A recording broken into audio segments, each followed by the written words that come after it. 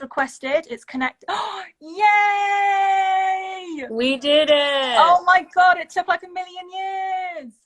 Is this, will people on my page I think see it this connects too? with both.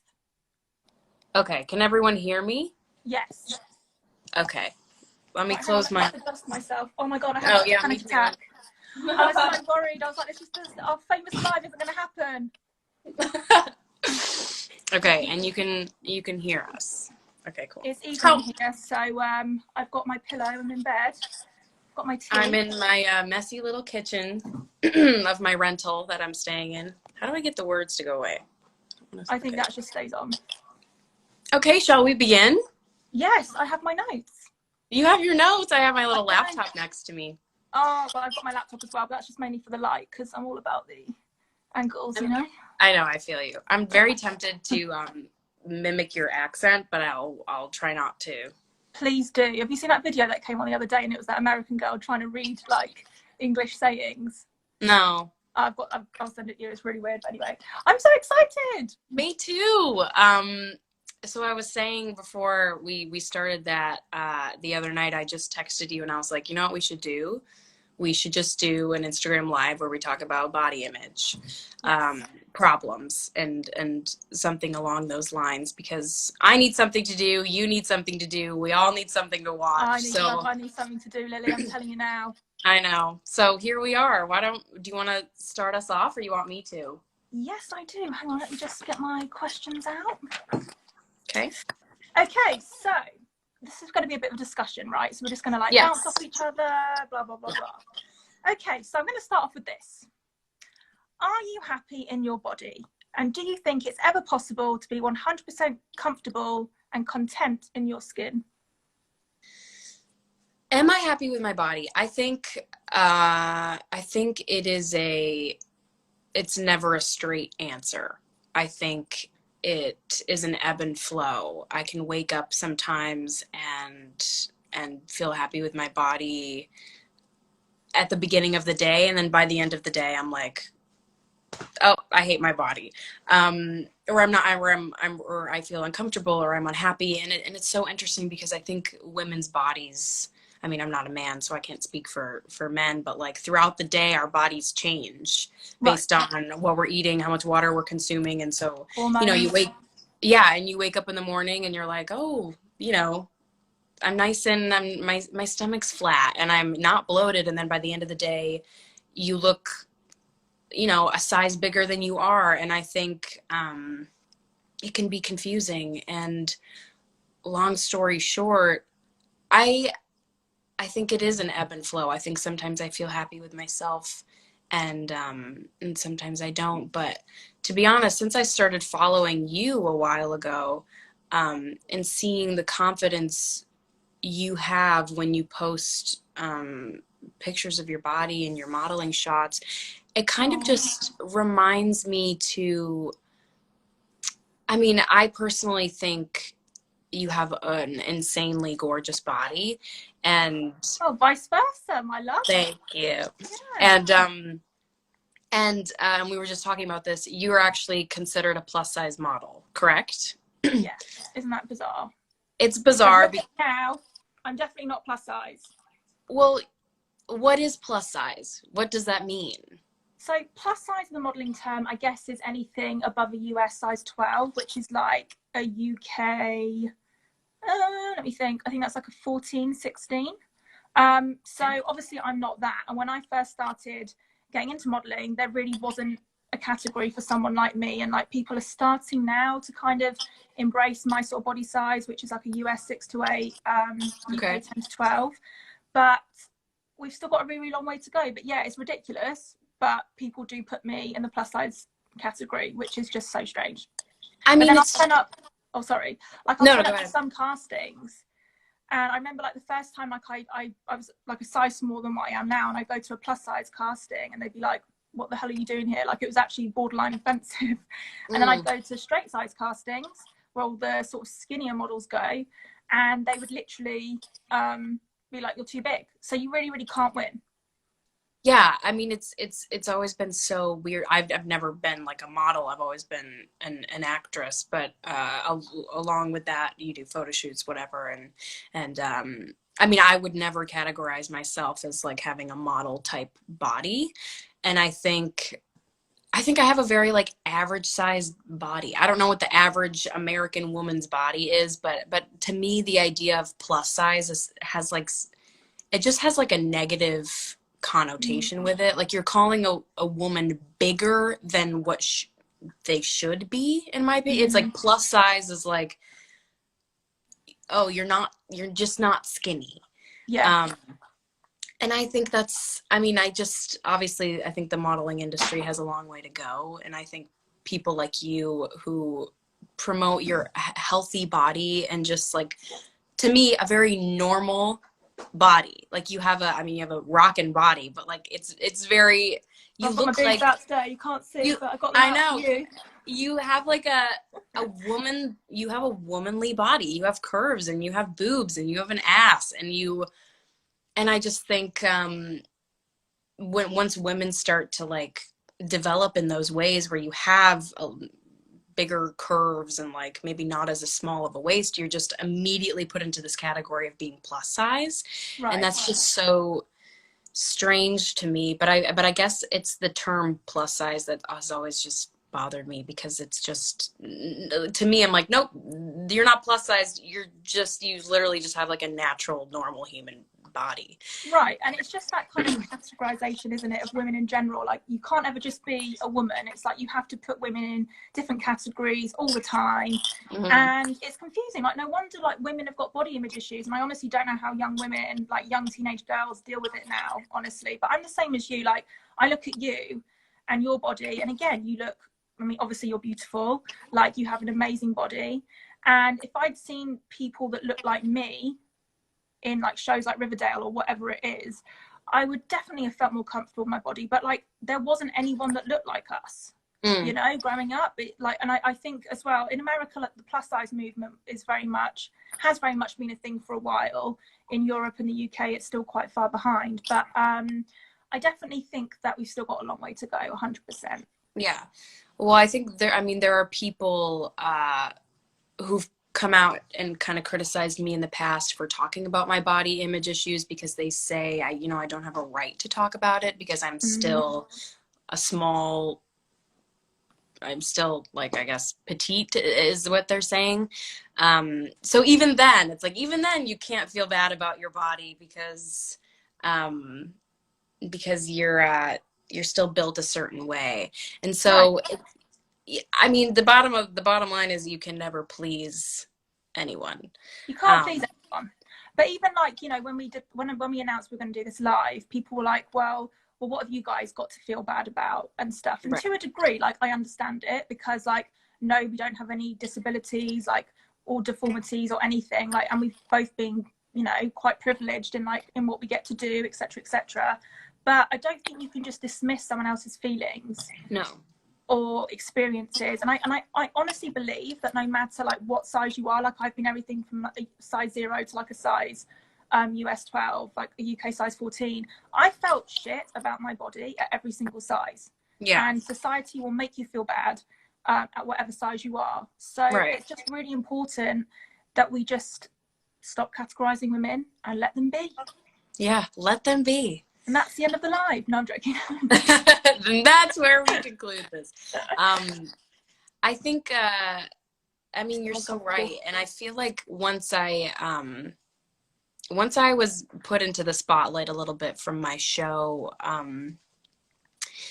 you're put on a huge platform where people criticize you. You're kind of like, just put on display, basically, for people to judge in a way. And as a model as well, people are just judging everything about you.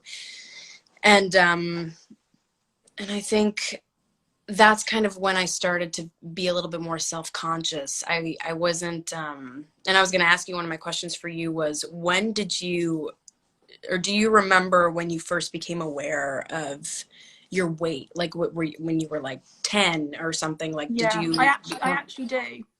And so I wrote a book about my like eating disorders, and I wrote about like I went back in time and I tried to work out where it all developed from, and it 100% started when I was 9, about 8 or 9.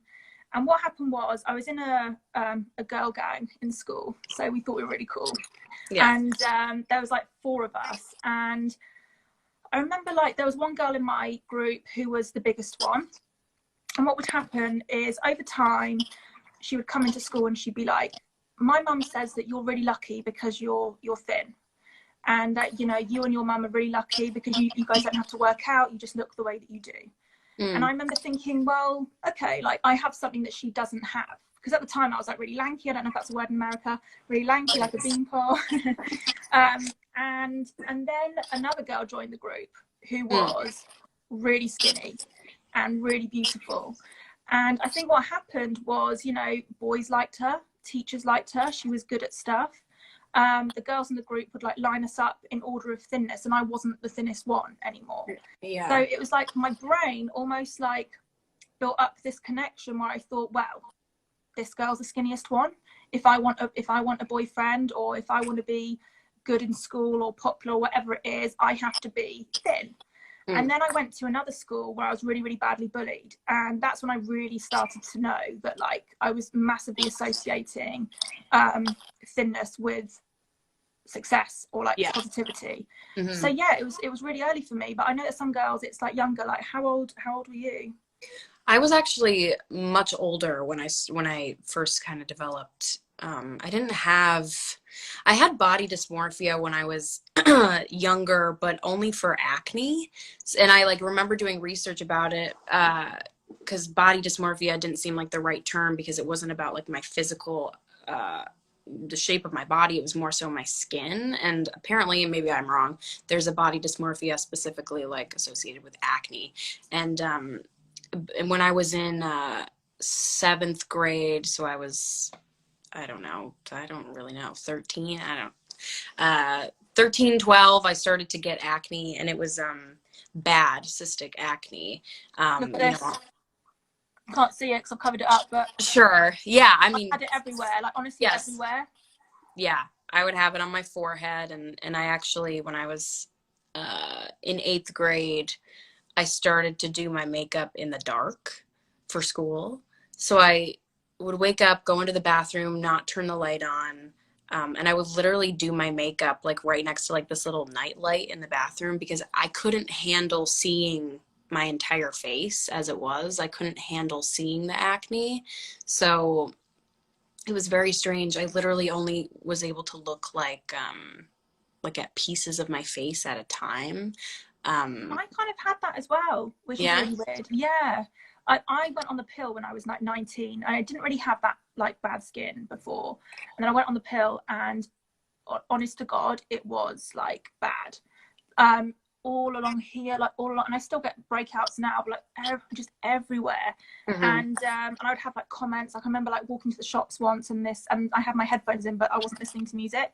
And someone was like, "Oh, she'd be pretty. She shouldn't have bad skin," and stuff like that. It was really, really awful. But yeah, I used to do that about like literally makeup in the dark, try not to look at my face. It's like I didn't want to look in the mirror at all. So like makeup was just like get it on quickly, and like I don't want to look at anything else. It's It's weird. I mean, I didn't really realize how weird or strange that was, or how unhealthy that was, until I was older. And I was like, holy crap, I was doing my makeup in the dark because I didn't want to see my face, which is traumatic. And luckily, as I got older, I was still able to I was able to navigate it a little bit better. I was trying different things with my skin. I was overusing a million products. But even before I got my acne under control, like even like 3 years ago, I remember being on set of my show, and I had a huge cystic pimple in the middle of my forehead, and I felt so paranoid. I felt like it's all anyone could see. And then I'm standing in front of a camera where everyone can see. I'm thinking, oh, the only thing that they're seeing is this massive zit on my face. And I remember Googling, like, why is my acne making me feel this way? Why am I like literally feel like I can't like let anyone see me because of this pimple? And it was just kind of a realization that no one actually cares about your pimple except Apart from you. you. Yes. Right. And it's kind of, Yes. but really, I'm like, do you think the people seeing your zit are offended because you have a zit on your forehead? You know, it's like the people around you aren't thinking of you any differently because you have a pimple. And so I need to stop thinking of myself differently because my skin's breaking out. And needless to say, acne is terrible. And I would wear baseball hats to cover my acne. I mean, I couldn't do that obviously in front of a camera, and neither can you, but like, and you know, and you can't hide behind Photoshop in real life. So trying to embrace when your skin breaks out is a challenge for anyone, especially when you don't know how to get it under control. And I saw a bunch of different dermatologists and kind of tried a bunch of different things and finally found something that worked for me, like a regimen and that figured my skin out. But I remember how traumatizing it was on my mental health to have a breakout. And I remember I would have like an event on the red carpet and I would have a pimple right here. Oh my and God, why do they always come when you're about to go to an event? Well, I'm like, what do I do? I'm like, I can't hide it from anyone. So I literally once like styled my hair like side bangs like this, and it looked it looked bad. I mean, for me, like, I still get them here, and even like the other day, like, I find myself being really apologetic. So like, I did a shoot and I saw the raw images because obviously, like, you know, most images are touched up to a point. I try not to retouch a lot of mine, but my skin didn't look great, and it's because you're under really harsh lighting. You've got a ton of makeup on, like more makeup than you'd ever wear. It's like that orange, and I was like, oh my God, I'm so sorry, like I'm so sorry, my skin's so bad. And the photographer was like, look, it's fine, like don't worry about it. But you do find yourself being so embarrassed and like so apologetic for everything. It's so weird. It's like you think you need to, obviously like apologize for your skin, which is and for being normal. Concept, for being, you know, for being normal. I actually want to ask you another question now, and this is a question that came up a lot in the comment section when I announced our live time. But obviously Hollywood is notoriously brutal and tough, and loads of girls want to become actresses, they want to be part of that industry. So how do you make sure that you stay healthy, both physically and mentally, stay true to yourself, and don't feel pressure to lose weight in an industry that puts so much emphasis on thinness and the way that you look? And that was a very good journalist question, if I may say so myself. So that is a loaded question. There's like 8 parts of that question. But how do I stay like mentally sane and physically sane in this industry? I go through periods of time where I exercise and when I don't. And to be honest, it's weird. My body doesn't change that much when I exercise, which can often make me feel like, well, what the hell am I even exercising for? Right. I'm like, I'm not. Yeah, I'm like, oh, I'm not seeing the differences. My body looks exactly the same when I don't exercise. But I think it's just a matter of, and some people obviously don't have that. Some people really see a difference when they work out, and it's hard. I've never worked out for more than like 6 months straight without having like a period of a few weeks where I've not been able to go to the gym. I haven't worked out in 2 months. And I'm not entirely happy with my body right now, but I'm also have learned and told myself to stop. And it's so much easier said than done, obviously, but take the pressure away from yourself. When you take the pressure away from your certain way, it's life-changing. When I've come to terms with the fact that I will never have a body that looks like a Victoria's Secret model. You know, my body will never look like Kendall Jenner or Bella Hadid, or, you know, my body will never look like that because part of it's just genetics. So, like, yeah, he's being a little grumpy. Join in. He feels very passionately about this subject. Yeah, he's passionate. And I think once you alleviate yourself of that, like truly, once you say, there's only so much you can do, like your body can't, you're not a shapeshifter. You can't make your body something that it's not. And once I've accepted that, it was like a weight off my shoulders. I was like, okay, I'm not going to try to look like these models or these people, because I never will, and I will kill myself in the process of trying to. Not to be perfect. And that's so, I mean, it's so unhealthy, and it's really frustrating and disheartening to me when models who are already skinny go the extra mile and Photoshop their waists or Photoshop their arms. And it's like, you know, you're just portraying truly a false image of what a human body can look like to millions of people who are staring at these photos and wondering how they can have a body like that. It's unattainable because you are literally going in and editing, you know, and it's kind of like, and some people don't edit their bodies totally. Like there are some models who are just naturally that way. They don't edit anything, and that's great for them, but I will never have that body. And I'm totally okay with that. I can admire how beautiful their bodies are and appreciate them for what they are, but I can accept that my body won't ever look like that, and that's okay. And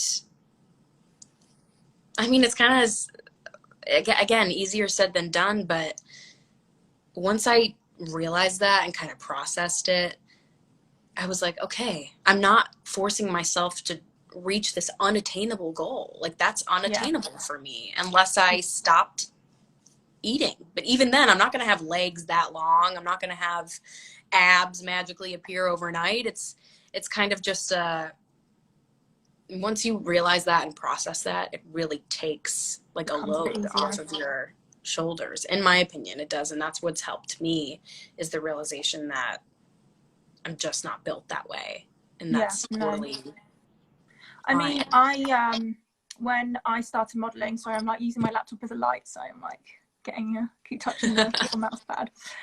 When I first started modeling, you had to be a very certain fixed, like you had to be 34-inch bust, 24-inch waist, 34-inch hip, which honestly is like impossible. And so many of these models have boob jobs because you physically, most women who are like a size 0 do not have a 34-inch bust. Right. Even I don't have a 34-inch bust, you know. So yeah, that was really tough. But I do think the industry is starting to change. I think social media has had like a great impact, like on that, in showing more realistic bodies, showing cellulite, and just opening up this movement for people, not just like you know, like actresses who look like us, but just like models, you know, models who aren't perfect. And I think social media's kind of been quite positive for that. I feel like I went off on a bit of a tangent there, but no, not at all. Like truly not at all. I agree. There are a lot of brands that have started posting, you know, like Rihanna's brand, like Fenty, you know, post. Oh, we love Fenty. We love, and like the skin, you can see the skin, you can see the textures, you can see the scarring on your model's face. You know, it's like, that is so refreshing to me, to see pores. And I think it's refreshing for everyone. And I really love that is a thing that brands are doing now and trying to embrace. And especially with clothes as well, you know, underwear models, you're seeing their bodies and you're seeing cellulite is so frustrating to me because it's been made up. Let's talk about cellulite. Let's talk about it. Please. I'm always going to have it. I remember being in school when I was like 13 and thinking, why do I have cellulite and no one else like has it? And I've got it now, and there's nothing I can do, and it's literally just water retention. Actually, someone the other day, like I posted a picture, like I posted a picture of like a bit of cellulite, and this girl was like, oh, I just pretend it's like pineapple skin, and I'm just like, yeah, I'm gonna be a pineapple. I don't see the correlation. Pineapple vibe. Yeah, with my arms and legs. Like, just imagine you're a pineapple. No, but like, it's unfortunately, it's just something that most women have, and it's like it goes away in certain lights. You know, you can be on the beach in bright sunlight. Obviously, your skin is not going to look as smooth as if you're in shadow or if you're in like a dim light. Do you have it? I do, and I've never really I didn't really give it a second thought until I was kind of around some people who made it out to be a bad thing. You know, I'd be like, yeah, I have cellulite, and you know, this one girl was like, oh, I don't. Yeah, I don't have that, and I was like, you're very lucky if you don't, because most people do. Well, I don't really think I don't think you're lucky if you don't. I just think it's like, Okay, that's fine. You Yeah, don't, but great, good for you. most people do, and it's not something that should be considered a flaw because it's literally just like having freckles. Like it's just a part of your skin. It's part of how you look, and I think yeah, it's very frustrating to me when people are like, yeah, I'm trying to get, fat. You can do like the free where it freezes your cellulite off or something like that. I'm What's like, the point? what's the point? It's just part of your body. Just save your money. Buy a dress with the money. Buy a dress. Go I to, agree. like, where's a good burger restaurant? Go to Burger King, eat a burger. Not Burger King. I had a McDonald's burger yesterday. In and out. Being for me, every time I go to LA, in and out is like my thing. It's your thing. It's my thing. In and out is good. That Anyways. can be like a whole other, Yeah, life. that's a whole different. No, I'm glad, and I'm so glad that you promote that as well. I think truly in 6-8 months ago, I was going through a period where I was really unhappy with my body, and I was kind of really paying attention to your Instagram and and and even just the fact that you named your brand Squishy or Squish? Squish. Squish. So tell me Squish. how you decided on that name. Yes, so because I have squish, like I've always had a tummy. I've got squishy thighs. I've got squishy arms. Like I just like the word, and I think for a long time people like viewed it as quite a negative thing. Sure. I'm going to reclaim that word and make it into something positive. Also, like our products are quite squishy. Like we've got these under eye masks, so I was like, oh, squish. I love that. Yeah, no, they're very cute. Actually, I was wearing one of our acne patches today, and I was going to wear one for the video, but I thought maybe not. You could. I mean, I love the little. For those who don't know, Charlie has her own skincare line. Thank you for plugging it, Lily. I appreciate it. You're welcome. Which she's sent to me, and she's sending me her new moisturizer. Yeah. But I just think, and that's like a phrase that I would tell myself when I fell down. I was like, I literally would say in my head, I would remember like your Instagram captions, love your squish. And I was like, me feeling bad about my like love handles that were seeming a little bit bigger than I wanted them to be, or like when you wear high-waisted pants but like it's not like a perfect hourglass because I have love handles. I have hips, it's like it's not just this perfect thing, and I think that can be hard to stomach sometimes. Obviously you see women with perfect hourglass shapes and they're like praised for having the best bodies in the world, but I don't have that. I have, it's like this, and then there's like a little extra lump. It's a little extra love bump there. There's just so much love to go around. There's so much, and it's my little squish, and I think I just think that's so cool of you that you wanted to like reclaim that word as something positive. I just no, thank you. I really appreciate that. I love that. I think it's so cute. It is cute. People are asking where they can get your product. Oh, thank you, commenters. You can get it from squishbeauty.com or Urban Outfitters if you're in the US. I think we're about to launch an Anthropology across the US and Canada. And then if you're in London, we're in Liberty London as well, which is a very posh department store. But squishbeauty.com. Can we talk very quickly again about airbrushing? Because you've been quite vocal about when people airbrush you, which I think is really, really important. And I remember, you were on one magazine cover, which shall remain nameless, but talk about airbrush. It wasn't even airbrush. It was like pure. What the hell? It wasn't even like Barbie wouldn't even look like that. It was not human body. It was so bizarre. And you rightfully called it out. But how does seeing really heavily photoshopped images of yourself affect your self-esteem? Well, it was weird. It was a shared Cosmopolitan magazine cover in the Philippines, I believe, and they had photoshopped both my castmate Camila and I for our covers, and she's the one who actually pointed it out to me. Cammie sent me a picture. She was like, have you seen this? And I was like, to be honest, I had seen it, I think maybe in passing, and I literally didn't even process it. Like I didn't even notice until she pointed it out to me, and I was like, oh my God, I look like a cartoon character. And that was just like, it didn't even make me feel bad self-esteem wise. It kind of just pointed out the ridiculousness of the industry. And I think the Cosmo Philippines, their response to that was, we just tried to kind of appeal to our demographic, like the body type that is, you know, desirable in our society, like in our audience. And I was like, okay, that's a really shit excuse to Photoshop someone's body in half. Yeah. But yeah, I mean, I think when people Photoshop, it doesn't, to be honest, it kind of doesn't really surprise me. It doesn't affect me because I almost like expect it, which is sad. But it's like, I know that pictures that I post, I'm not going to try to like make my arms look smaller or make my waist, like if my shirt is sitting at an unflattering angle, you can tell that. I mean, I don't know. I just think that's just part of it. And once you start to Photoshop every little thing and finesse, you kind of breed yourself into wanting that perfection constantly. Right, and so yeah. I've never wanted to Photoshop my own images or even, you know, I get like for magazines, sometimes they need to Photoshop the clothes to make them look like they're sitting, you know, nicely against your frame and whatever. And there's only so much you can do when you do a photo shoot and it's in someone else's hands to Photoshop. But when it comes to my own personal images, I just try to, you know, it's just, I don't want to filter it.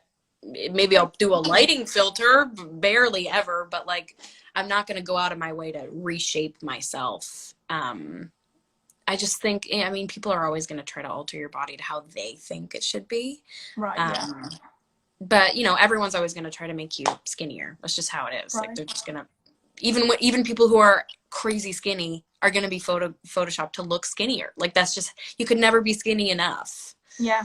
Sometimes I see people that I've seen on Instagram and stuff in real life, and you're like, you don't look like that. You know, it's really strange. Right. But when I started modeling, I think that was like 2011 or something. I can't even look at the pictures now because, like I was saying, back then it was all about like size 0, size 0, size 0. And like the photo, I'm like, what were you even like? Even the Photoshop is so bad because they were just so desperate to make me so skinny. I can't ever share them. Even like, you know, that bit under your arm. Yeah. Like I sometimes call it the vagina arm, you know, because like. But like it's an armpit. Armpit, whatever the armpit is, but you know, but usually when you stand like that, you're going to get a bit of an overlap. Yeah, and obviously, like, you know, it's going to happen. Sorry, I'm like checking that I'm not going to run out of battery percent. Hang on. Are you good? You're good for battery. Oh, she's plugging it in. She's got this on. Let me see my other questions. Yes. I'm loving this, by the way. I'm having a lot of fun. Me too. I feel like I'm a journalist. I'm living my best life. Your best life. Right. Yeah. Me too. We were talking a little bit about social media. How does social media impact your mental health on a daily basis? You know, for a long time, I would follow accounts that were like inspirational or thinspirational. So like girls who I'm never going to look like, but who I want to look like, who are really, really skinny, whose bodies do not look like mine, blah, blah, blah. And what I do think that social media has, like, gets a bad rep in terms of, can you hear me, by the way? Yeah, yeah. Oh, it just sounds a bit like I was getting a bit of stuff in the background.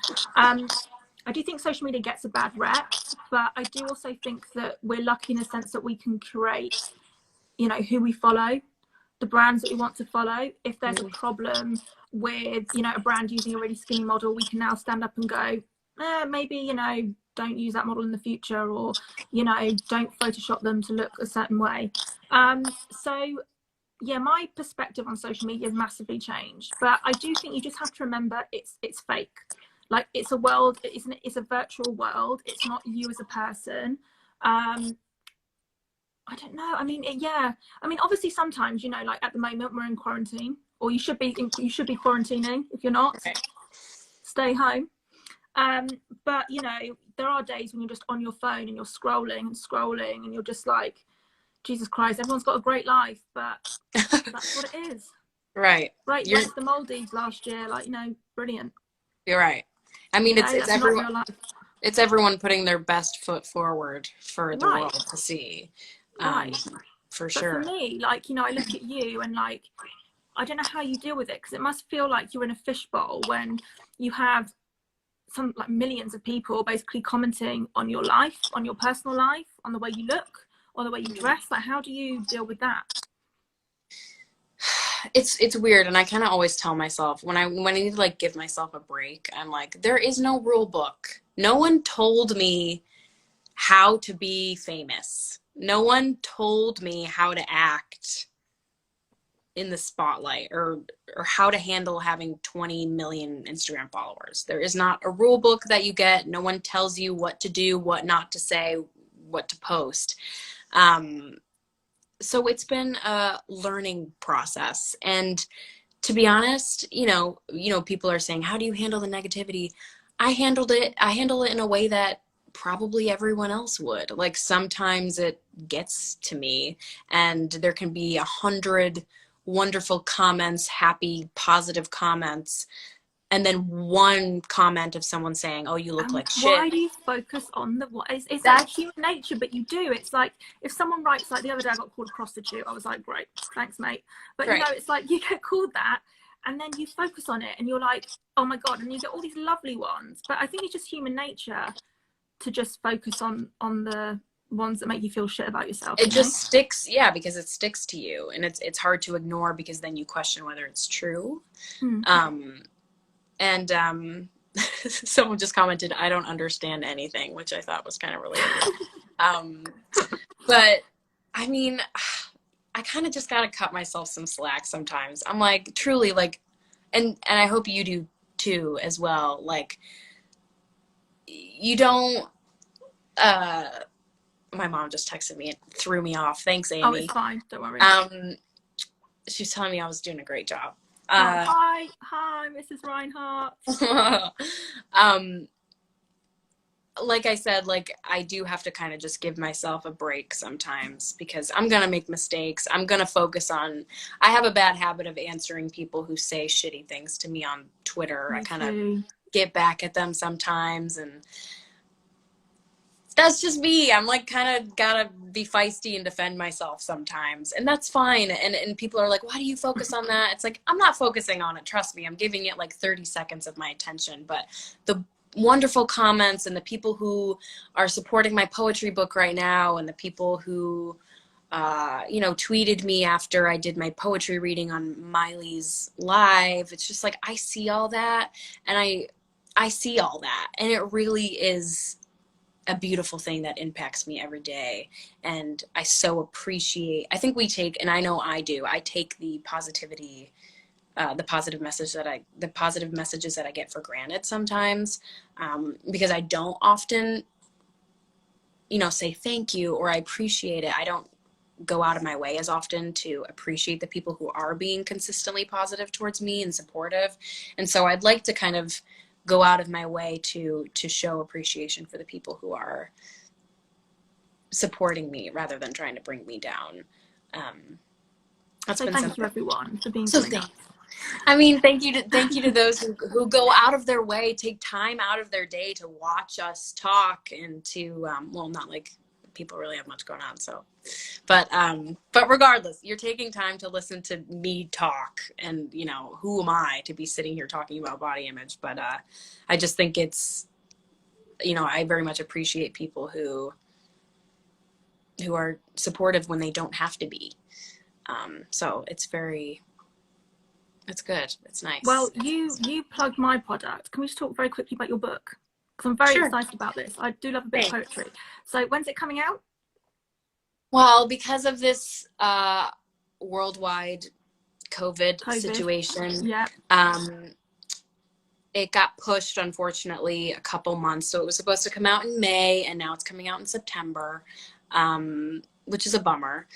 It's a bummer because I realized the other day when I read a poem out loud that there's like a typo that I wanted to fix.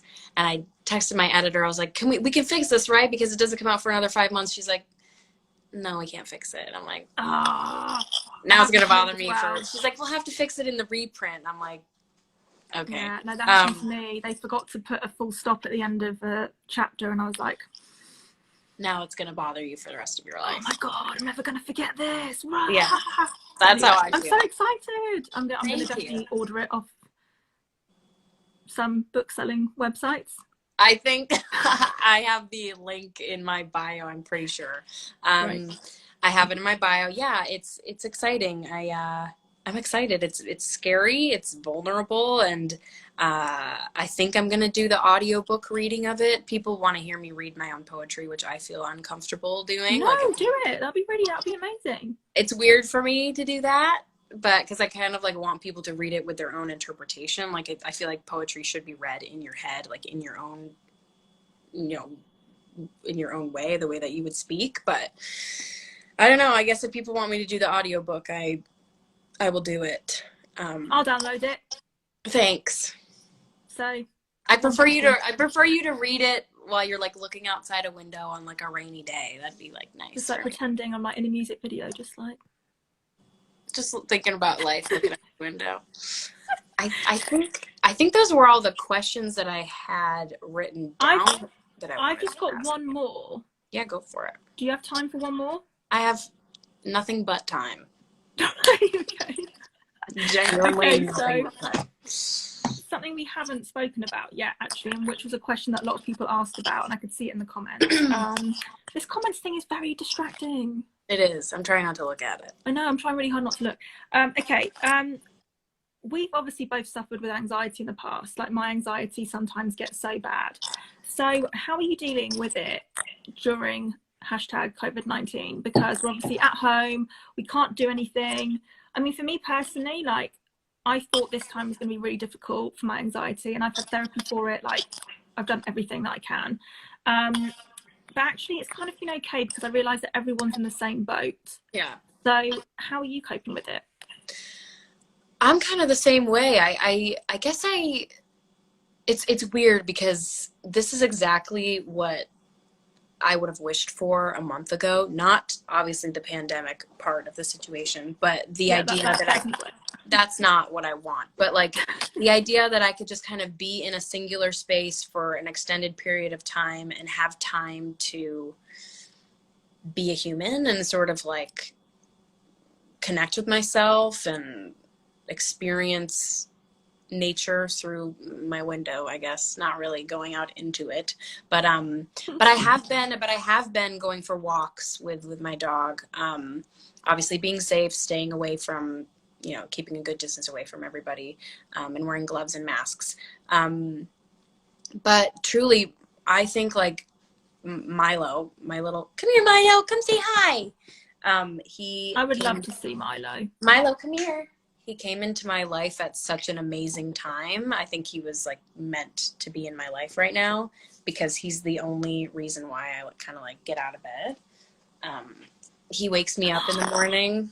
Oh no, he's so scrumpy. He wakes me up. He's like, time to get up, Mom. I just love dogs so much.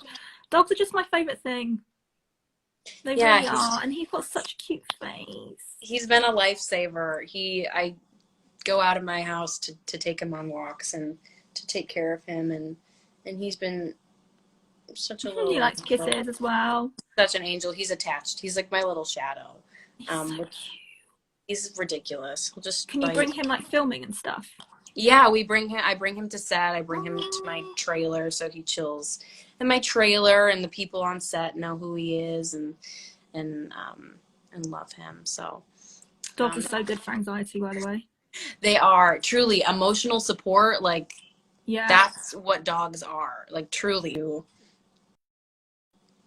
survived this whole thing because of him. And also, I've been doing puzzles.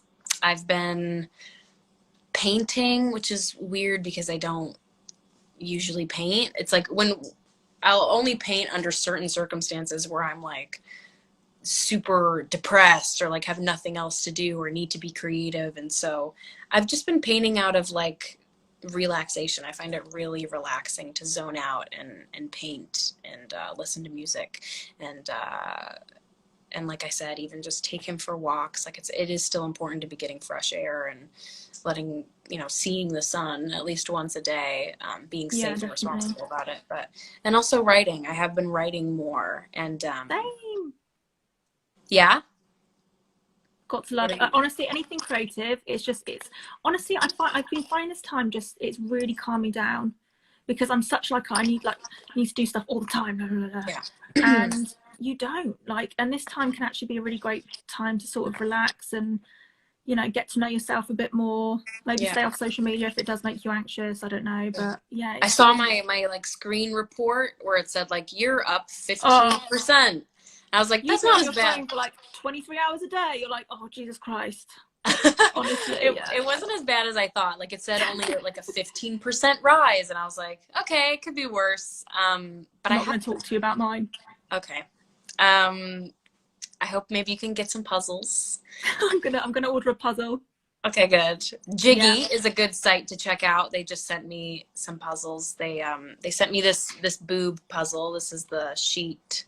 Well, I love anything to do with boobs, so that would be great for me. Yeah, do that. It's good. It's extremely challenging. It's sitting right here in front of me, this puzzle, that I will continue working on for probably like 3 weeks. But I think, does that about wrap us up? It does, unless you want to answer a couple of questions that some people have asked. Maybe two or three. Yeah, go for it. Let's see if there's any questions that are going to come in that are appropriate. Oh, well, hang on. We've kind of covered the ones that I've... Oh, here's one. How do you stay positive when you've gained weight? How do I stay positive when I've gained weight? I think, like I said, taking the pressure off myself, because I'm not trying,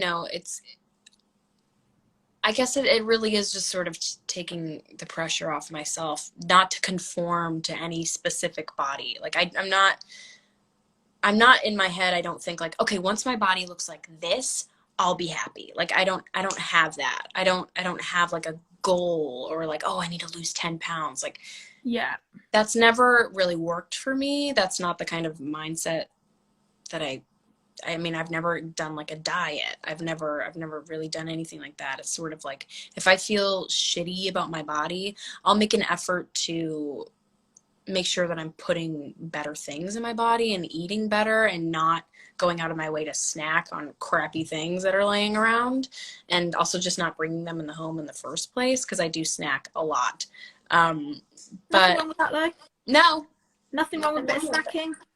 No, I snack all the time. But especially now, I'm just like, just eating for something to do, honestly. I'm like, oh, what time is it?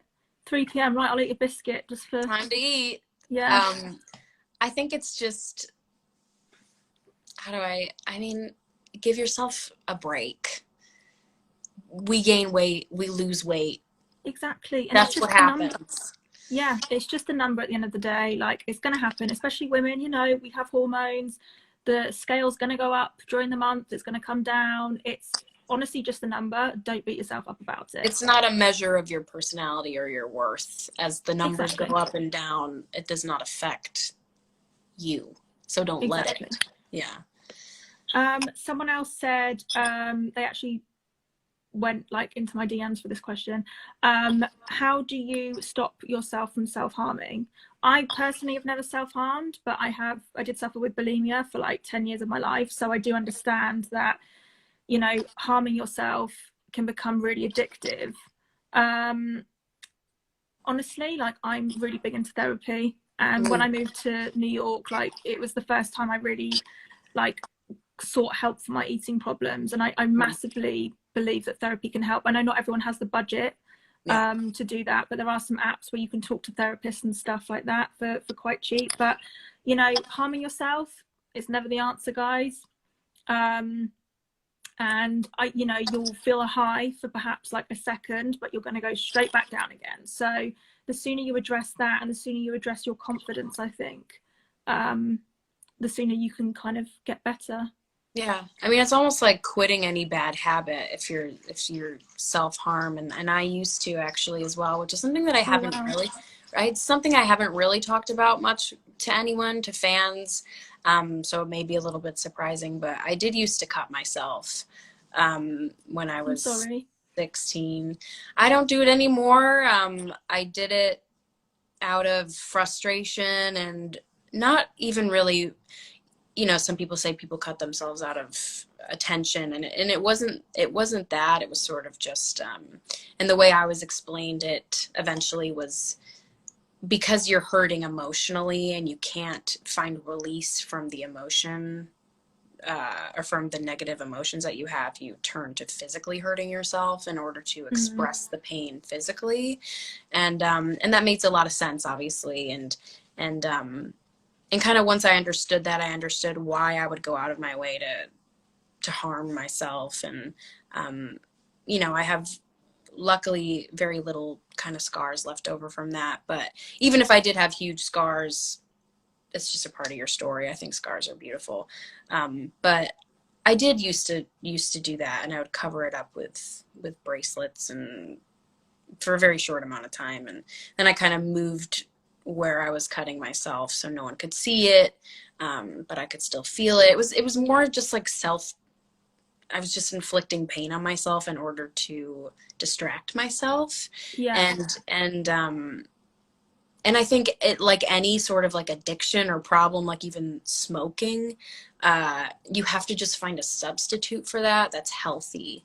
And I think I've never smoked cigarettes. I've never done that, but I know that like when you're being told to, it's like a routine. It's like a habit. It's something that you just Mm. do and need to do. And so finding something that you can put in place of that, if you feel the need to self-harm, which sometimes I do feel that urge again, just to kind of have like a physical release. When I do feel that way, I reach out to a friend, or I go out of my way to make my hands busy. I start to paint, or I put a puzzle together. Um, you know, make sure that you aren't surrounding yourself with the environment where you can do that, where you can easily access something that you can hurt yourself with if you're kind of in that vulnerable state. Um, it's very morbid, but like I would go out of my way to like find razor blades that I could have for when I Right. wanted to self-harm. And so I would go out of my way to acquire those things. Um, Obviously I was just kind of feeding into my own desire to want to self-harm. But eventually it kind of just, the urge stopped. I realized how this was doing absolutely nothing for me and was not making me any stronger, or um, it wasn't doing anything positive for me. It wasn't healing me. It wasn't helping me. It was just kind of making me feel more Right. ashamed. And there's nothing to feel ashamed about. I mean, so many people suffer with self-harm, and you can, I mean, do you consider like an eating disorder self-harm? Like, is that how you would? Massively, yeah. God, sorry, I can't breathe. Yeah, no, massively. I mean, you are abusing yourself, like Yeah. when I was bulimic and stuff, I would, like you, like going out of your way to find razor blades. I would go out of my way to find public restrooms or like, bathrooms and stuff to be sick in, because Yeah. it was such a secret. And it's like this shame, and there's this addiction of like not wanting people to find out what you're doing, and the pain, like the hurting yourself. If you stick your nails down your throat, like you're going to make it bleed, and obviously being sick like isn't nice. And then you do it until there's like nothing comes up, till it's literally vile. It's horrible. Yeah. But by doing that and by self-harming, you aren't addressing the problem. You're Right. just distracting yourself. So you really have to address that. And if you can take anything from this about body image or mental health or whatever, just work on yourself and just really use this time, I think, to feel more confident and remove yourself from bad situations and toxic people and toxic relationships, etc., etc. Because that's really important. You are important. Yeah, I think one of the biggest issues for me has always been like, how do I help myself? Like, how do I go out of my way to take care of myself? What is self-care? Like, what does that look like? And then I kind of realized that I was already doing it. I was already writing in my journal how I felt. I was already going out of my way to speak to my therapist. I was already doing puzzles and like engaging my brain in something, and not just sitting here looking out the window listening to sad music. Like, I'm just keeping myself and my not distracted, but like I'm just spending time with myself. I'm writing and I'm reading and doing art, like I'm painting, and I'm just sort of sitting here. I don't feel alone when I'm like working on art or keeping myself busy. I don't know. Does that make sense? I'm just sort of like, no, it does. Yeah. It's hard to be like, what is self-care? Like, how do you care for yourself? But it's sort of like, you're usually already probably doing it by taking your alone time and kind of giving yourself a chance to breathe and like, and feel things. And that's what you're supposed to do. Like, feelings aren't going to disappear. Sadness doesn't disappear. I kind of think that you have to like expel it from your body. So if you're feeling sad and depressed and you need to cry, then just cry, and it feels good, and like Right, yeah. get it out of your body and feel it and work through it. And there's always a light at the end of the tunnel for me. I would love to, I mean, I do believe that and think that like no matter what you're going through, it's comforting to know that you're already in it. Like, you're already going through it. If you feel like shit, if you're feeling depressed, you're already going through it. Like, you're on your way towards a better ending. You're on your way towards that bright light at the end of the tunnel. You just need to like keep going through the shit. You really do. You have to keep going through the shit in order to find the light, and it comes eventually, and it comes sort of like before you even realize that you're better. Exactly. But yeah, not turning to self-harm, turning to friends and to activities and to art and to music. I've found music to be so therapeutic during this time, and I've discovered a lot of bomb music. And I realize that I'm terrible at puzzles, but I enjoy them anyways. And I don't know how to paint, but I'm doing it anyways because it's therapeutic, and I think. And it's fun, and you're allowed to like look after yourself. I think that we have this like guilt and this shame, like, oh, I shouldn't be taking care of myself, but you are allowed to, and that's part of being human. Like, you should work, but you're also allowed to take care of yourself. Yeah. And not be too harsh on yourself. And my favorite quote ever is, "This too shall pass," because everything will end. If you're going through a really bad time now, there is a light at the end of the tunnel, like you were saying. So yeah. Are you gonna get that tattooed on yourself? This too. I was about to say that, tattooed across my forehead. Do you have any tattoos? Like over my eyebrows. I actually do. Which I'm trying to get removed. Oh boy. Yeah, my one of my ex's names, which was not a very smart idea, was it? Don't ever do that, guys. If you're watching, yeah. Well, I wore this shirt. It says, "A world of love for our lives. Oh, spread love." That is very nice. That's my little. I just got my your denim jumpsuit. Yes, by Good American, which is a very body positive brand. It is. Yeah. Well, thank you for going out of your way to speak with me and have this conversation in front of 20,000 it's been really people. Fun. I'm so glad we've done this, and like we should definitely do more lives. I think it was really fun. People are saying you've got to save it after this is done. Is there a button that you press?